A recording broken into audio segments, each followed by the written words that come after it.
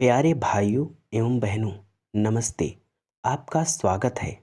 इस वीडियो में हम सिद्धार्थ के राजकुमार से महात्मा बुद्ध तक के बनने के सफ़र और शुरुआती वार्तालाप को जानेंगे कि आखिर वह अपने पहले गुरु अलार कलाम तक कैसे पहुँचे।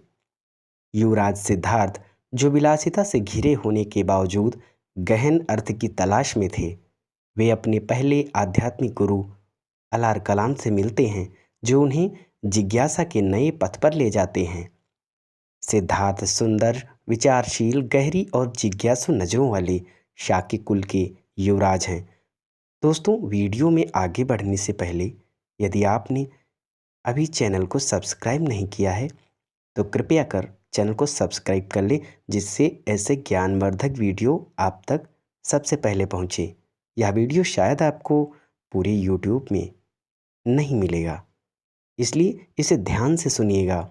दोस्तों, महल में राजा शुद्धोधन, जो कि सिद्धार्थ के पिता हैं, वो भविष्यवाणी से व्यथित हैं और अपने बेटे के भविष्य को लेकर चिंतित हैं। महल का सभागार विशाल और भव्य है। राजा शुद्धोधन एक सिंहासन पर बैठे हुए हैं। उनके सामने खड़े हैं युवराज सिद्धार्थ।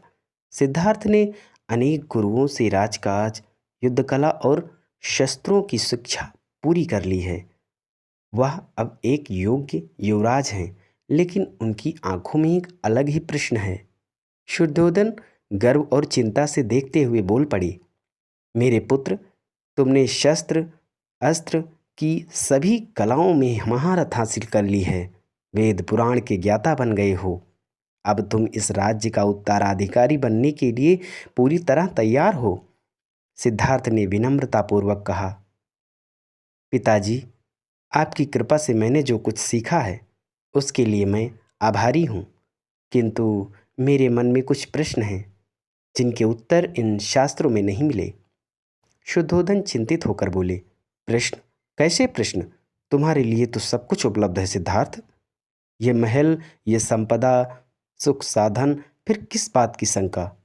सिद्धार्थ ने कहा, मेरे प्रश्न इन सुख साधनों के बारे में नहीं हैं पिताजी।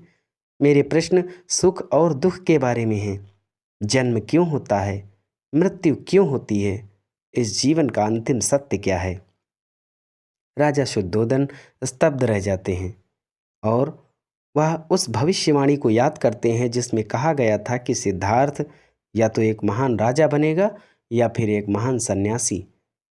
शुद्धोधन ने कठोर स्वर में अपनी बात कही, ये प्रश्न व्यर्थ हैं पुत्र। एक राजा का धर्म प्रजा का पालन करना है, न कि ऐसे दार्शनिक विचारों में पड़ना। तुम्हारा स्थान यह नहीं है। तुम्हारा स्थान राज सिंहासन पर है। सिद्धार्थ शांत लेकिन अडिग स्वर में बोले, क्षमा करें पिताजी, परंतु जब तक मेरी जिज्ञासा शांत नहीं होगी, मेरा मन इस सिंहासन पर नहीं टिक पाएगा। मुझे किसी ऐसे गुरु की खोज है जो मुझे जीवन के इन मूलभूत प्रश्नों की उत्तर दे सके।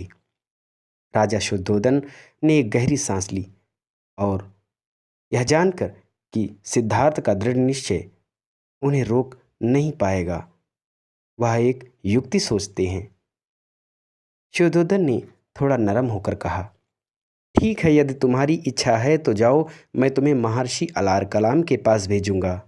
वह एक महान ज्ञानी हैं, वेदांत और ध्यान के प्रकांड पंडित। शायद वह तुम्हारी जिज्ञासा को शांत कर पाएं।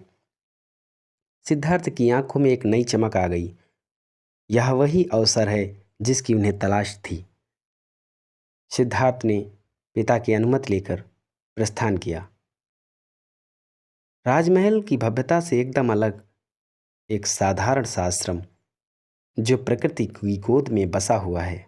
हरियाली, पेड़ पौधे और शांत वातावरण। सिद्धार्थ राजसी वस्त्रों को त्याग कर साधारण वस्त्रों में आश्रम के प्रांगण में प्रवेश करते हैं। केंद्र में एक विशाल पीपल का पेड़ है। महर्षि अलार कलाम ध्यानमग्न हैं। उनके चेहरे पर एक गहरी शांति और तेज है। कुछ शिष्य उनके चारों ओर बैठे हैं। सिद्धार्थ श्रद्धापूर्वक आगे बढ़ते हैं और गुरु के सामने बैठ जाते हैं। उनका ध्यान टूटने का इंतजार करते हैं। कुछ क्षणों बाद अलार कलाम की आंखें खुलती हैं। उनकी नज़रें सीधे सिद्धार्थ पर पड़ती हैं। इस युवा की आंखों में छिपी गहरी प्यास और तीव्र बुद्धिमत्ता को तुरंत वह पहचान जाते हैं। अलार कलाम ने मधुर और शांत स्वर में कहा, स्वागत है तपस्वी युवक, तुम्हारे चेहरे पर एक अनोखा प्रकाश है। तुम कौन हो और क्यों आए हो? सिद्धार्थ ने सिर झुकाकर अत्यंत विनम्रता पूर्वक होकर कहा, मैं सिद्धार्थ हूँ महर्षि, शाक के नरेश शुद्धोधन का पुत्र। मैं ज्ञान की खोज में आपकी शरण में आया हूँ। अलार कलाम ने मुस्कुराते हुए कहा, राजपुत्र, तुम्हारे वस्त्र और व्यवहार तो इस बात का संकेत नहीं देते। तुम्हारी प्यास ही तुम्हारा परिचय है। बताओ, तुम क्या जानना चाहते हो? सिद्धार्थ सीधे दिल की बात कहते हुए कहते हैं, गुरुदेव, मेरे मन में प्रश्न उठते हैं, इस सृष्टि का आदि अंत क्या है? जन्म मृत्यु के इस चक्र से मुक्ति का मार्ग क्या है? क्या कोई ऐसी अवस्था है जहां सभी द्वंद्वों और दुखों का अंत हो जाता है? अलार कलाम की आंखों में चमक आ जाती है। उन्होंने इतनी गहराई से पूछे जाने वाले प्रश्न बहुत कम ही सुने थे। अलार कलाम ने कहा, तुमने अत्यंत मौलिक प्रश्न पूछे हैं सिद्धार्थ। अधिकांश लोग सांसारिक सफलता के बारे में पूछते हैं, पर तुम मुक्ति का मार्ग पूछ रहे हो। तुम केवल ज्ञान विज्ञान की बात कर रहे हो। सिद्धार्थ उत्सुकता से गुरु की ओर देखते हैं। अलार कलाम कहते हैं, हमारे शास्त्र आत्मा और परमात्मा की बात करते हैं। मेरी शिक्षा इसी पथ पर है। मैं तुम्हें एक ऐसी ध्यान की पद्धति सिखा सकता हूँ जो तुम्हें आकाश चित्तायतन की ओर ले जाएगी। एक ऐसी अवस्था जहाँ चेतना अत्यंत विस्तृत और सूक्ष्म हो जाती है। सिद्धार्थ रोमांचित होकर कहते हैं, क्या यही वह अवंतिका अवस्था है जहाँ दुख नहीं है? अलार कलाम कहते हैं, यह एक महान उपलब्धि है पुत्र, पर यह अंत नहीं है, बल्कि एक द्वार है। क्या तुम इस पथ पर चलने के लिए तैयार हो? इसमें कठोर अनुशासन और अटल साधना की आवश्यकता होगी। सिद्धार्थ ने पूरी निष्ठा से कहा, मैं पूर्णतः समर्पित हूँ गुरुदेव, कृपया मुझे दीक्षित कीजिए। अलार कलाम मुस्कुराते हुए और सिर हिलाकर स्वीकृति देते हैं। कई दिनों बाद मौसम बदल चुका है। पेड़ के पत्ते झड़ रहे हैं। सिद्धार्थ एक स्थान पर बैठे ध्यान में गहनता से लीन है। उनका चेहरा पहले से कहीं अधिक शांत और केंद्रित दिखाई देता है। अलार कलाम धीरे से उनके पास आ जाते हैं और उनके सामने बैठ जाते हैं। सिद्धार्थ का ध्यान टूटता है। अलार कलाम गर्व और प्रेम से बोलते हैं, उठो मेरे शिष्य, तुमने जो साधना की है वह अद्भुत है। तुमने केवल कुछ ही महीनों में उस सिद्धि को प्राप्त कर लिया है जिसे प्राप्त करने में अन्य शिष्यों को वर्षों लग जाते हैं। तुमने अकिंचन्यात की उत्तम अवस्था को प्राप्त कर लिया है, अरण्य का विज्ञान। सिद्धार्थ की आंखों में शांति है, लेकिन संतुष्टि नहीं है। सिद्धार्थ ने विनम्रतापूर्वक कहा, आपकी कृपा से गुरुदेव, इस साधना ने मुझे अविश्वसनीय शांति और एकाग्रता प्रदान की है। मन शांति का अनुभव कर रहा है। अलार कलाम खुश होकर बोले, तब फिर तुम्हारे चेहरे पर पूर्ण संतुष्टि नहीं है? क्या तुम मेरे उत्तराधिकारी के रूप में इस आश्रम का नेतृत्व स्वीकार करोगे? तुम मेरे सबसे योग्य शिष्य हो।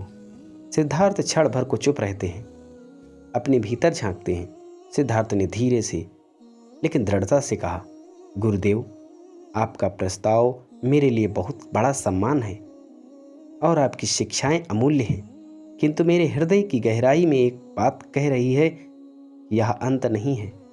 अलार कलाम आश्चर्यचकित लेकिन बिना क्रोध के बोले, तुम्हारा क्या अर्थ है?